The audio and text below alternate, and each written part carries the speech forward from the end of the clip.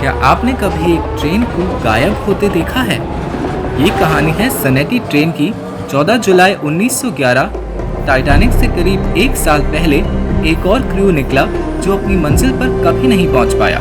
Italian company ज़ेनेटी ने अपनी नई ट्रेन की पहली सवारी मुफ्त में करने के लिए कुछ चुनिंदा अमीर लोगों को बुलाया। 106 यात्रियों और कर्मचारियों से भरी वो ट्रेन रोम से निकलने वाली थी, जिसके दौरान यात्री बातों, लजीज खाने, शराब, सुंदर वादियों का लुत्फ उठाने वाले थे। पर सबसे भारी इंतजार हो रहा था आधी माइल लंबी लोम्बार्ड पहाड़ की टनल का।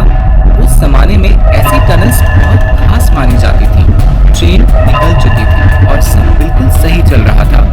लोम्बार्ड टनल आई, ट्रेन अंदर तो गई पर बाहर नहीं आई। पुलिस और रेलवे कर्मचारियों के बहुत ढूंढने के बावजूद ट्रेन नहीं मिली। 106 पैसेंजर्स वाली ज़ेनेटी ट्रेन जो सारे पैसेंजर्स के साथ गायब हो गई, पर 2 को छोड़ के। हाँ, 2 पैसेंजर्स बच पाए जो ट्रेन के गायब होने से पहले ही कूद गए। उन्होंने बताया कैसे लोम्बार्डो टनल में काले धुएं और सफेद धुंध ने ट्रेन को घेर लिया था। कुछ गड़बड़ लगते ही दोनों यात्री कूद गए। एक ने तो ये तक बताया कि उसने एक धीमी सी आवाज सुनी और ट्रेन का पहला डब्बा खुलने लगा। उसने कूदने का फैसला लिया और एक और यात्री को भी कूदते हुए देखा। ये गवाह तो बेहोश हो गया। एक खौफनाक मंजर की वजह से वो लगातार चिंता और कभी नहीं सो पाने का शिकार हो गया। शासन ने टनल को बंद कर दिया और वर्ल्ड वॉर 2 के बॉम्ब के झटकों ने वो टनल गिरा दी। हमें लग सकता है कि ये इस किस्से का अंत होगा, पर नहीं, अभी तो कहानी शुरू भी नहीं हुई।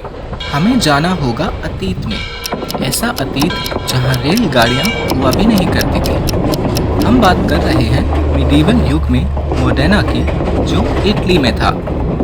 वहां के साधुओं ने जिक्र किया एक 3 डब्बे वाली रेल का, जो बिल्कुल ज़ेनेटी की तरह थी।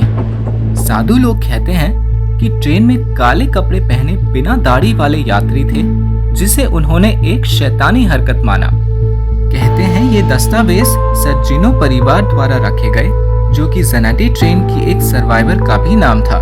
मेक्सिको के एक हॉस्पिटल में एक साइकोलॉजिस्ट ने 104 इटालियन पेशेंट्स को एडमिट किया, जिन्होंने किसी और वक्त के कपड़े पहन रखे थे और दावा कर रहे थे कि वो रोम से निकल रहे थे। इसके लिए उसको ज़ेनेटी पैसेंजर्स माना जाता है।